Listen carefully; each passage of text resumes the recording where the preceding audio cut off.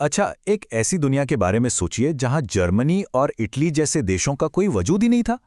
सुनने में अजीब लगता है ना? पर कुछ सदियों पहले यही हकीकत थी। तो आज हम उसी ताकतवर आइडिया की तह तक जाएंगे जिसने सब कुछ बदल कर रख दिया। और वो है राष्ट्रवाद। तो सवाल यही उठता है कि हम छोटे छोटे राज्यों और साम्राज्यों के उस दौर से निकलकर आज के मॉडर्न देशों तक पहुंचे कैसे। बस यही वो पजल है जिसे हम आज सॉल्व करने वाले हैं। देखिए, हमारी ये कहानी शुरू होगी एक क्रांति की चिंगारी से, जिसने पूरे यूरोप में जैसे आग ही लगा दी। लेकिन फिर पुरानी ताकतों ने भी जोरदार वापसी की, जिससे हुआ विचारों का एक जबरदस्त टकराव। और जानते हैं, इसी टकराव से हुआ नए राष्ट्रों का जन्म, जो काफी हिंसक था। और हम ये भी देखेंगे कि उस दौर में जो संघर्ष पैदा हुए थे, उनकी गूंज आज भी हमारी दुनिया में सुनाई देती है। तो हमारी कहानी शुरू होती है साल 1789 से, एक ऐसी क्रांति के साथ जिसने पूरे यूरोप में एक नई लहर पैदा कर दी।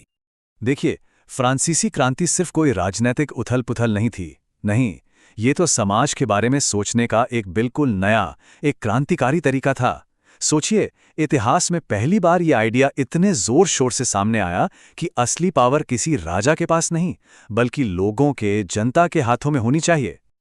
और फिर आता है कहानी में एक बड़ा ही दिलचस्प मोड़। ये शख्स नेपोलियन बोनापार्ट। कमाल की बात यह है कि वो खुद तो एक सम्राट था, लेकिन उसने अपनी जीत के जरिए ही पूरे यूरोप में लोकतंत्र के आइडियाज फैला दिए। है ना अजीब? और नेपोलियन का ये जो कोड था ना, ये सिर्फ कोई कानूनी किताब नहीं थी। इसका मतलब था कि पहली बार चाहे कोई अमीर हो या गरीब, सबको कानून के सामने बराबर माना गया। ये उस जमाने के लिए एक धमाके जैसा था, एक क्रांतिकारी विचार जिसके नतीजे बहुत दूर तक जाने वाले थे। तो ठीक है, ये सब बदलाव तो हो रहे थे, लेकिन अब देखते हैं कि इन बदलावों के खिलाफ जो जोरदार रिएक्शन हुआ, वो क्या था। तो नेपोलियन की फाइनल हार के बाद यूरोप की जो पुरानी बड़ी बड़ी ताकतें थीं, वो सब वियना में इकट्ठा हुईं, और उनका मकसद बिल्कुल साफ था। फ्रांसीसी क्रांति ने जो कुछ भी किया है उसे मिटा दो और राजाओं और साम्राज्यों का पुराना दौर वापस ले आओ। और इस पूरी ओल्ड स्कूल सोच का चेहरा था मेटरनिख। उसकी नज़र में राष्ट्रवाद और उदारवाद ये खतरनाक आइडियाज थे। उसे लगता था कि ये ऐसी ताकतें हैं जो यूरोप के पूरे सोशल स्ट्रक्चर को ही बिखेर कर रख देंगी। लेकिन देखिए, आप एक आइडिया को, एक विचार को कैद नहीं कर सकते। क्रांति के ये विचार दबने वाले नहीं थे, बल्कि ये और भी ताकतवर होकर नई शक्ल में सामने आए। तो ये राष्ट्रवाद आखिर है क्या? देखिए, ये एक सोच है, एक भावना है, जहां लोग अपनी भाषा, अपनी संस्कृति, अपने इतिहास के वजह से एक दूसरे से जुड़ा हुआ महसूस करते हैं। और यही भावना उन्हें एक देश के रूप में एक साथ आने के लिए इंस्पायर करती है। और राष्ट्रवाद का एक साथी भी था, उदारवाद, लिबरलिज्म। ये आइडिया कहता था कि हर इंसान को आज़ादी और बराबरी का हक है, और सरकारें लोगों की मर्जी से, संविधान के हिसाब से चलनी चाहिए। तो यहां पर 19वीं सदी का सबसे बड़ा वैचारिक टकराव साफ दिखता है। एक तरफ था उदारवाद, जो लोकतंत्र और आज़ादी की बात करता था, और दूसरी तरफ था रूढ़िवाद, जो राजाओं और पुरानी परंपराओं को बनाए रखना चाहता था। ये दो दुनियाओं की टक्कर थी। अब इन बड़े बड़े आइडियाज को आम लोगों तक पहुंचाने के लिए सिंबल्स की जरूरत थी।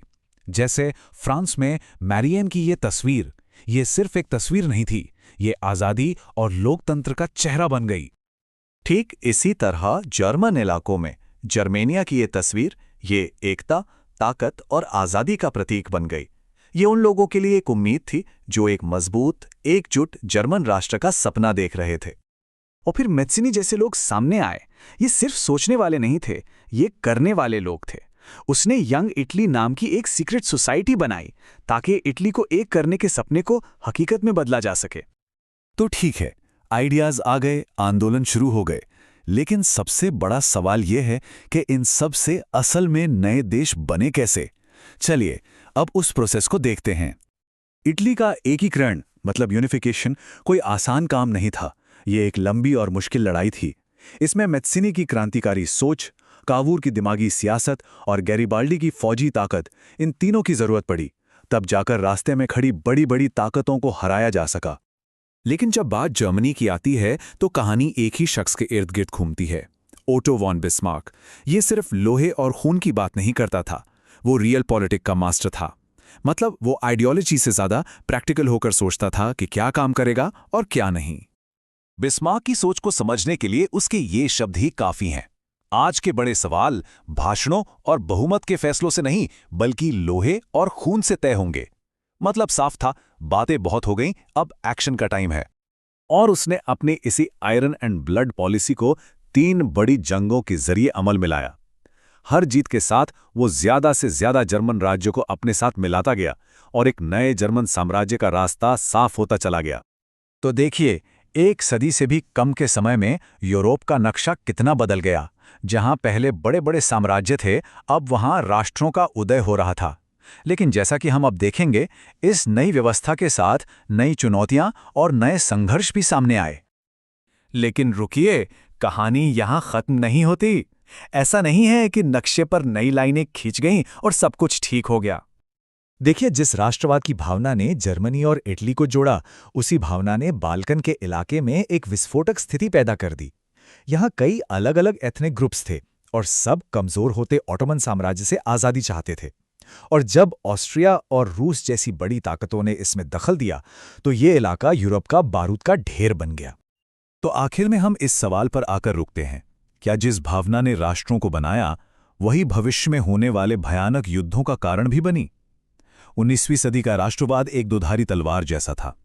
एक तरफ इसने नए देश बनाए, आजादी के आंदोलनों को ताकत दी, लेकिन दूसरी तरफ इसने आने वाले महायुद्धों के बीज भी बो दिए।